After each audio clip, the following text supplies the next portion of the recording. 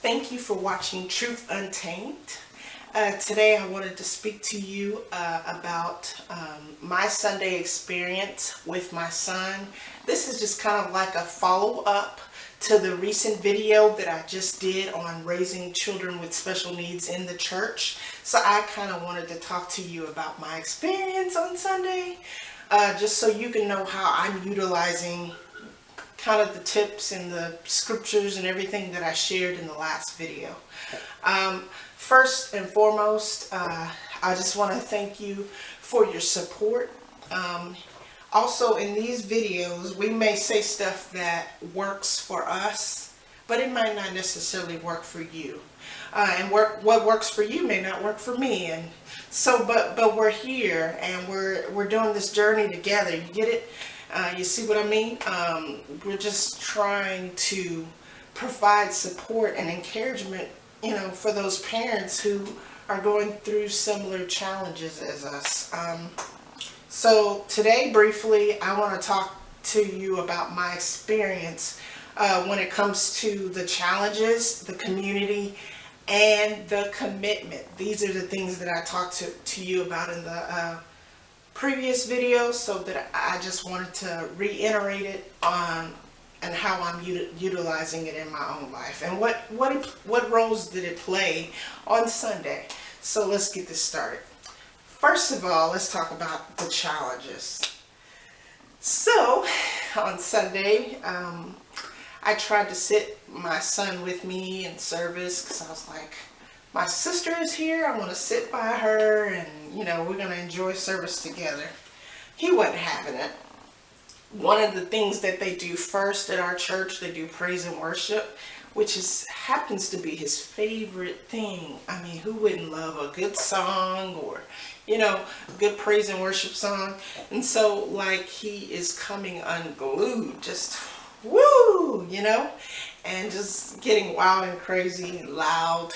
So I'm like, oh wow, okay, the beginning of the service, this is what he's doing. So there's the challenges that was involved with that.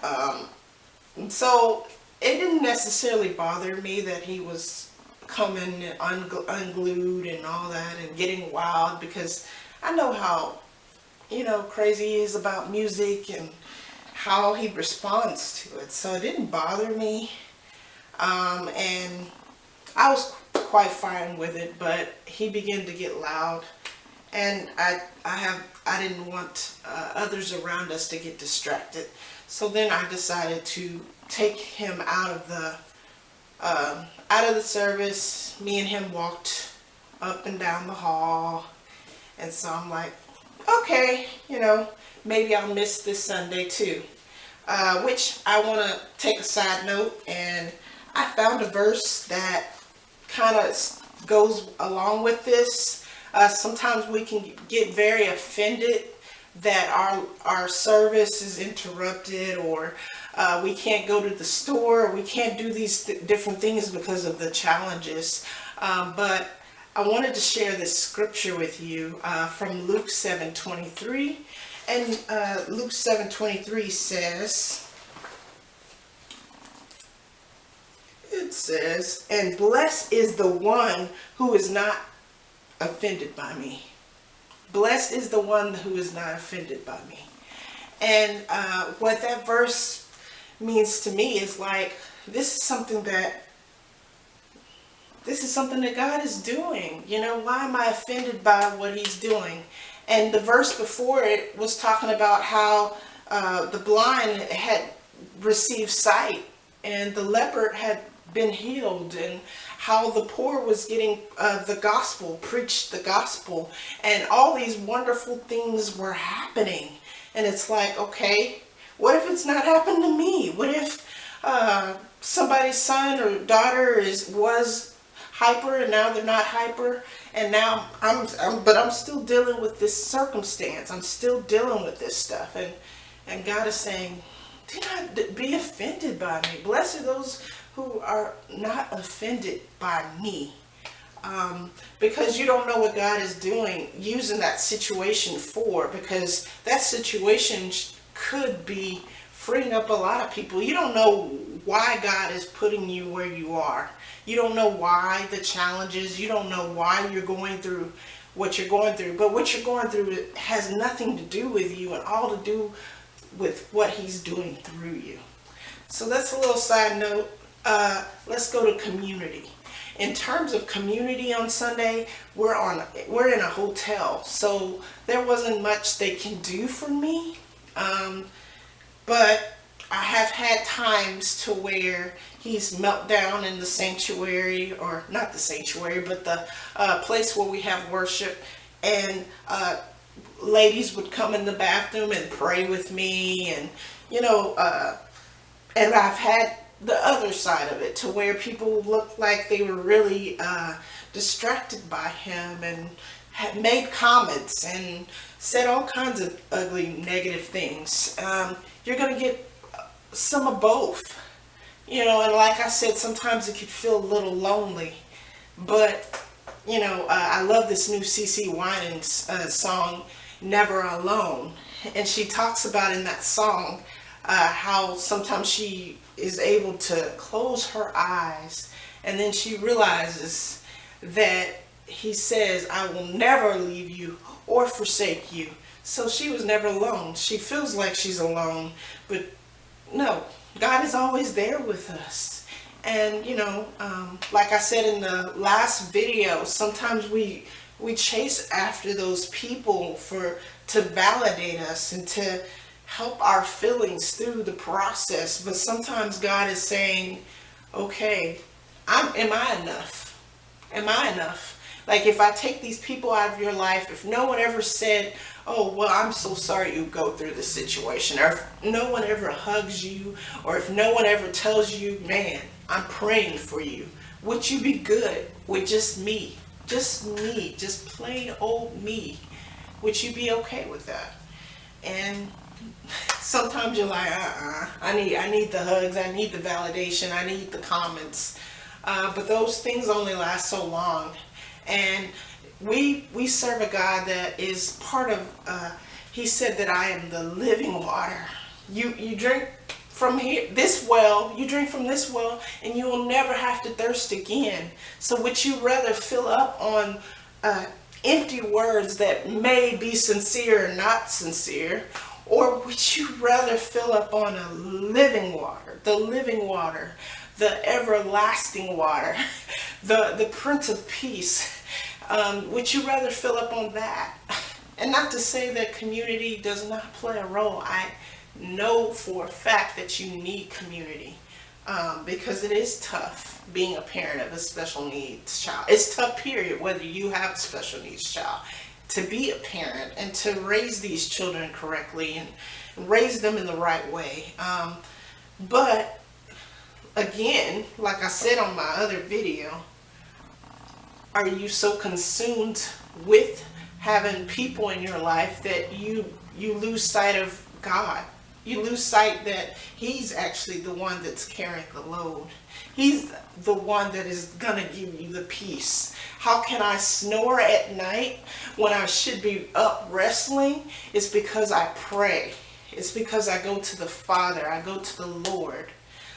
So on that, the community on Sunday, can't fault them on it, because sometimes people truly do want to help you. They do sincerely want to help you. They want to figure out how they can serve you.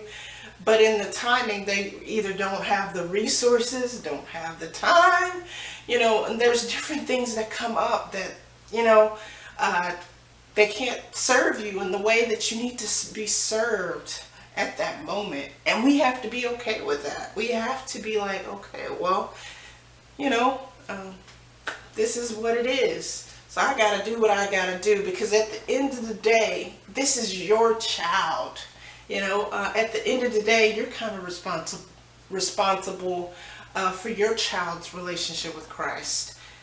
You can put them in childcare. Some churches are made to have the special needs class, nursery, childcare, specifically for special needs. But then there's some churches like where we're at right now, they don't have it right now.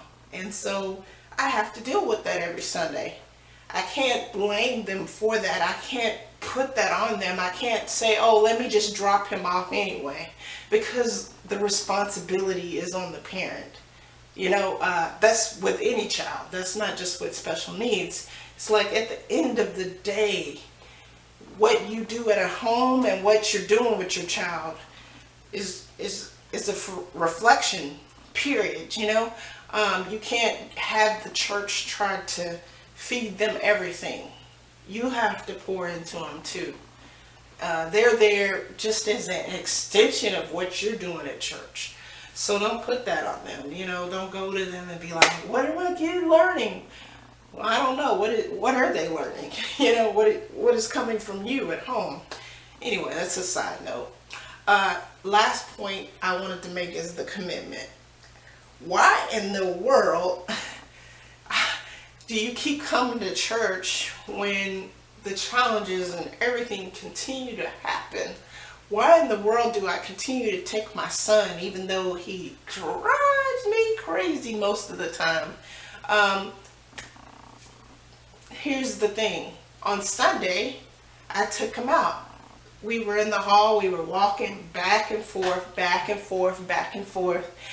And I got to pray with my son. We got to read scriptures.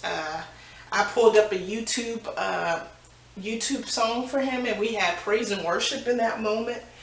And I talked about in my last video how we are so focused on the what we've lost. The whole experience of praise and worship, the whole experience of listening to a message from a pastor.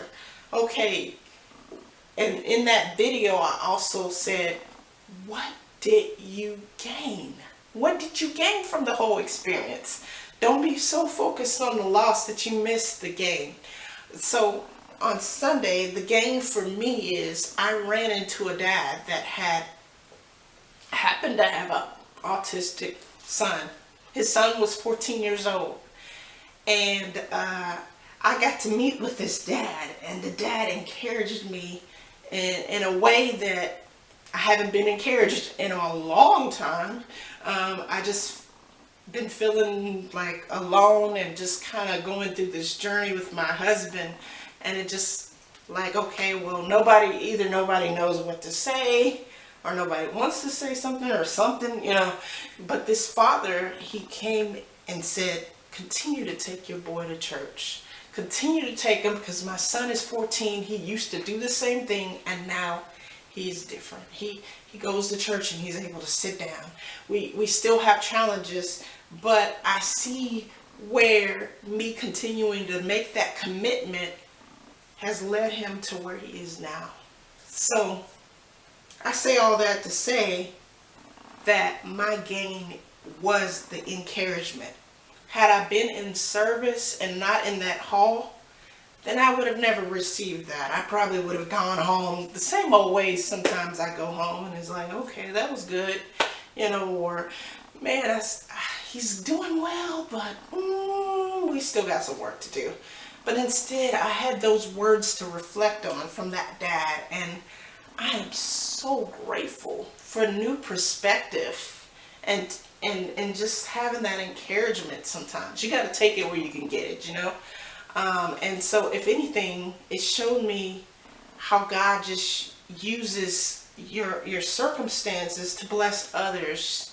And like I said earlier, sometimes we can be so offended by what's going on in our personal life that we lose sight that God could be using it for a whole nother thing that we're not even thinking about. It could be for that person that's in the grocery store, or just a lady in passing, or whoever. God just uses the small things to bless others. And if the challenges are going to bless someone else, man, that's great. I love to see people encouraged. I love to see where people are able to find hope. I don't like the challenges. None of us do. But man, if one day I could live and have someone come up to me and said, man, you bringing your child to church man, that just had made my faith grow stronger in God, because I knew what you were going through, but I saw you walking here and you were standing each time, even though things were trying to knock you down, even though Satan was busy, you still took a stand and you went to war for your son. That encouraged me. Anyways, I appreciate you watching today. Continue to like, subscribe, share, and enjoy. Thank you.